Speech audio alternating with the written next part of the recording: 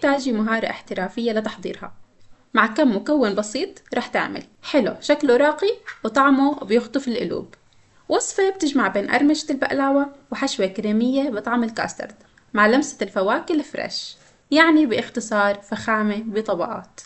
وقبل ما نبلش لا تنسوا اللايك للفيديو والمتابعة على الصفحة.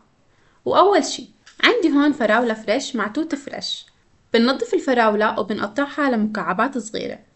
بدنا تقريبا كوبين فراولة مقطعين مع كوب توت. بنحطهم بالمقلاة وبنضيف عليهم 3 معالق كبار سكر. بنحرك على حرارة وسط لغاية ما الفواكه تنزل السوائل. بنغطيهم وبنتركهم لغاية ما تنشف المي ويصيروا مربى. وبهالوقت بنحضر البقلاوة. بنجيب قالب التشيز كيك وبنحط فيه ورقة زبدة، وبنجيب عجينة البقلاوة وبناخد أول شريحة بندهنها بالزبدة، وبناخد كمان شريحة بنحطها فوقها وبندهنها برضه بالزبدة. بنحطهم بقالب التشيز كيك بهالشكل، وبنرجع نكرر نفس الشريحتين وبنحطهم بالقالب عكس أول شريحتين، يعني بنغطي القالب من جميع الجهات. بنقص الزوائد وبنحطهم بقاع القالب. هلأ بناخد كمان شريحة وبنفردها بالعرض، ندهنها بالزبدة وبنتنيها على بعض مثل هيك. بنلفها بالطريقة هاي وبنحطها بوسط القالب، وهاي الشريحة هي الأساس. بنصير بناخد كل شريحة ندهنها زبدة وبنتنيها وبنلفها حوالين أول شريحة، وهيك لنخلص كل الشرايح، ورح يطلع معنا الشكل مثل هيك.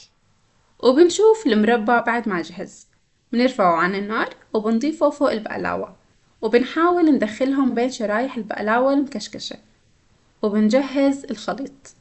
بدنا حبتين بيض مع معلقة صغيرة فانيلا و3 معالق كبار كريمة باودر ومعلقة ونص كبيرة كاسترد و3 معالق كبار سكر.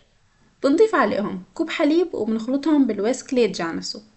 وبنضيف هذا الخليط فورا فوق عجينة البقلاوة، وبنحاول ندخله بين الشرايح.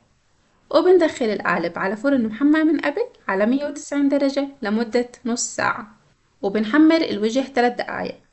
وبعد ما يطلع من الفرن بنتركه شوي لحتى يبرد، وبنزينه بشرايح الفراولة الفريش وحبات التوت الفريش. وأكيد ما بننسى رشة الفستق الحلبي. وما بتكمل الحلاوة غير مع خيوط العسل الطبيعي. وهيك وصفتنا صارت كاملة متكاملة. لكل محبي الحلويات الشرقية، هالوصفة إلكم لتنبهروا من أول لقمة. وصفة خفيفة وطعم لذيذ وبسيطة جدا ما بدها غلب، وكل يلي بدوقها رح يطلبها كل مرة. إذا عجبتكم الوصفة لا تنسوا اللايك للفيديو والمتابعة على الصفحة. وصحتين وهنا.